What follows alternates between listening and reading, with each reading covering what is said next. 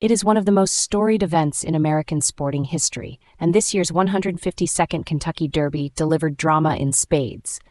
At 23-1 odds, Golden Tempo stormed home to win at Churchill Downs, while trainer Cherie DeVos made history as the first woman ever to train a Kentucky Derby winner. Add to that the late chaos at the starting gate. Great White spooked, threw its jockey, and was scratched before the race began, and you had a derby for the ages. But already the commentary is taking some interesting turns, and the way this story gets told in the weeks ahead may matter more than the race result itself. Joining me now are Sophia Reeves, our economics and markets editor, and James Chen, our geopolitical analyst. Sophia, let me start with you. Is Cherie DeVos' achievement being reported honestly, or is the media already turning a genuine meritocracy story into something else? Thanks, Emma. Look, let me say this clearly. What Cherie DeVos achieved on Saturday is genuinely extraordinary, and it deserves to be celebrated with full force. She trained a 23-1 long shot to win the most competitive horse race in America. That is a story of preparation, expertise, and competitive excellence that should make every American proud. But here's the thing.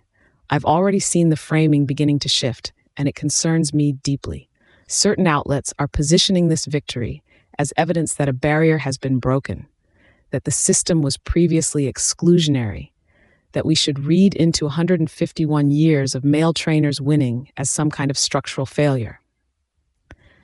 And I think Douglas Murray would recognize that framing instantly. It's the same habit of mind that turns every unequal outcome into evidence of discrimination, regardless of what actually produced that outcome. The uncomfortable truth is that Cherie DeVos didn't win because an institution changed. She won because her horse was better prepared on the day. And if we can't say that straightforwardly, we've lost the ability to tell honest stories about excellence. But, Sophia, isn't there a legitimate point that representation matters, that seeing a woman win as a trainer might inspire other women to pursue the sport at the highest level? Isn't that a reasonable thing to acknowledge?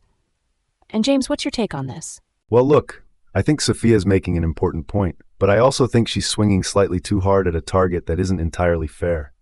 Here's what I think Sophia is missing. Yes, the identity politics framing is a trap, and yes, it's intellectually dishonest when applied reflexively.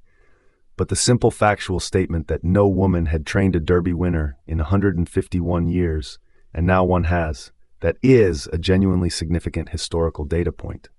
You don't have to wrap it in grievance language to acknowledge it matters. What the data actually shows us is that this industry has been dominated by a particular demographic, not through conspiracy, but through the ordinary dynamics of who pursued it at elite levels and when. DeVos's victory is proof of concept. The market worked. Excellence was rewarded. That's actually the free market argument, not the DEI argument. And I'd rather we made that case loudly than ceded the story entirely to the progressive framing.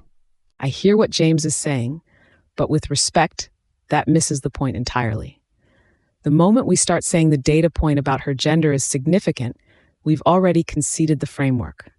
We've already agreed that the most important thing about her victory is her demographic rather than her skill. That's exactly backwards. Think about it this way. When a male trainer wins the Derby, we don't lead with man trains Derby winner. The excellence is the story. Full stop. And I'll tell you what really concerns me here. Once you establish that demographic firsts are the primary lens through which sporting achievement gets reported, you've changed the culture of how we understand competition. Short, punchy truth. Merit should be the whole story. It was the whole story at Churchill Downs on Saturday. Let's keep it that way. Here's what I want to know. The Kentucky Derby has survived 151 years, and every cultural upheaval in between. But where does it go from here? Is this tradition genuinely safe, or are we watching the slow beginning of an institutional transformation that will change it beyond recognition? James, where do you see this playing out? The way I see this playing out, and this is based on watching what's happened to every other major sporting institution over the last decade, the Derby itself is actually more resilient than most because its outcome is determined by an animal.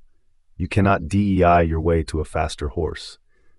The market mechanism at the core of this sport is almost incorruptible in that specific sense. What the trajectory suggests is that the pressure will come not from the race itself, but from the surrounding apparatus, the media coverage, the corporate sponsorships, the activist campaigns around animal welfare that sometimes function as a cultural proxy war against the tradition itself. If Churchill Downs manages that pressure with the same strategic intelligence that Deval brought to Saturday's race, the event survives intact. If they start making concessions to silence critics rather than to improve the sport, the risk is a slow institutional hollowing out that takes 20 years to complete, but is irreversible once it starts. Here's what concerns me most, and this is the scenario that keeps me up at night. It's not the big dramatic attack on the Kentucky Derby that destroys it. It's the thousand small accommodations. It's the year they quietly change the aesthetic to be more inclusive. It's the year the corporate sponsor demands the broadcaster lead with the diversity angle rather than the racing angle. It's the year someone in Louisville decides the hats are problematic.